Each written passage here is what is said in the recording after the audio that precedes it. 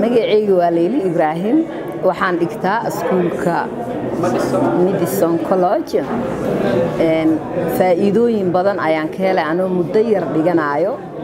waxaan dhigtaa qaybta Ingiriiska bilow ayaan ku ahay oo hadda mar dhow ayaan bilaabay faa'iidooyinka aan ka helay marka imaanay waa aad ay igu adkeed hataa inaan baranayo ilama ahayn haddana ma sha Allah waxaan ku qanacsanahay inaan hore u sii socdo kuraajooyin badan ayaan ka helay inaan waxbarashadeeda hore u sii wato ma sha Allah waxaan ku soo dhaweynaa dadka waaweyn oo sida anigoo kaleeta ah oo isdhaha ay hore uma soco kartid oo ay ku adkeed inay waxba ahayn markii la dhaxgalo oo soo dhaweyn badan aan ka helay iyo dhiirigelin badan dadka aniga da'deedo kaleeta ah oo xoogaa culayska ka saaran yahay waxbarashada waa ku soo dhaweynaya